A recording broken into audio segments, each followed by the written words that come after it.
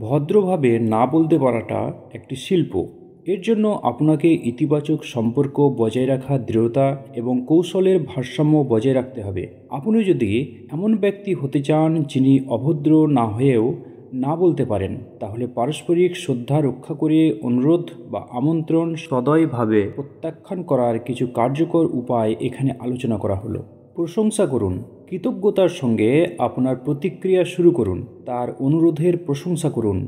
কেউ অনুরোধ করলে তা গ্রহণ করুন এবং আপনার সম্পর্কে চিন্তা করার জন্য বা কাজের জন্য আপনাকে বিবেচনা করার জন্য কৃতজ্ঞতা প্রকাশ করুন। এভাবে বলতে পারেন, সুযোগটি নিয়ে আমার কাছে আসার জন্য আপনাকে অনেক ধন্যবাদ।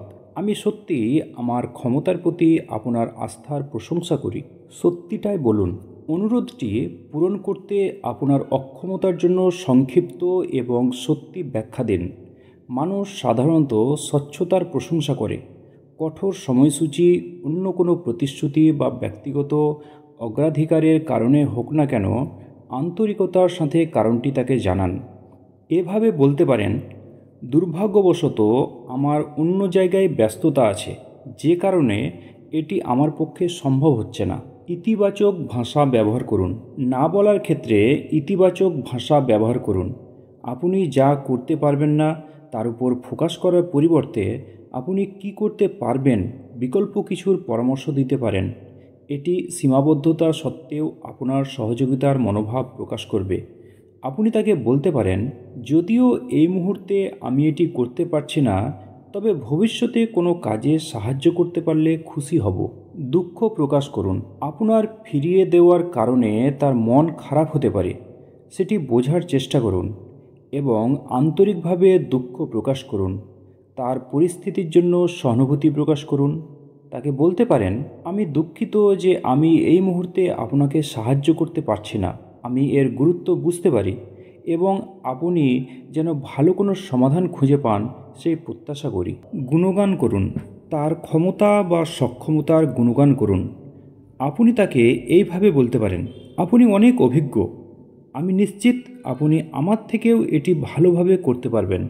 ধন্যবাদ দিন। একটি ইতিবাচক এবং দূরদর্শী প্রতিক্রিয়ার মাধ্যমে বিষয়টি শেষ করুন। সম্পর্ক বা সহযোগিতায় আপনার উপর আস্থা রাখার কারণে তাকে ধন্যবাদ দিন। তাকে বলতে পারেন, যদিও আমি এই সময়ে অংশগ্রহণ করতে পারছি না, ভবিষ্যতে একসঙ্গে কাজ করার জন্য উন্মুখ। আমাকে বিবেচনা করার জন্য আপনাকে আবারও ধন্যবাদ। গুণগান করুন। তার ক্ষমতা বা সক্ষমতার গুণগান করুন। আপনি তাকে এইভাবে বলতে পারেন, আপনি অনেক অভিজ্ঞ। আমি নিশ্চিত আপনি আমার থেকেও এটি ভালোভাবে করতে পারবেন। এইভাবে কৌশলে না বলতে পারলে আপনি অনেক অনাকাঙ্ক্ষিত সমস্যা থেকে মুক্তি পাবেন এবং তার সঙ্গে সম্পর্কও ভালো থাকবে। এই ছোট্ট ভিডিওর কথাগুলি ভালো লেগে থাকলে ভিডিওটিতে লাইক, কমেন্ট এবং শেয়ার এবং নিয়মিত শিক্ষণীয় ভিডিও পেতে চ্যানেলটি অবশ্যই সাবস্ক্রাইব করবেন। আপনার মূল্যবান সময় দেওয়ার জন্য অসংখ্য ধন্যবাদ।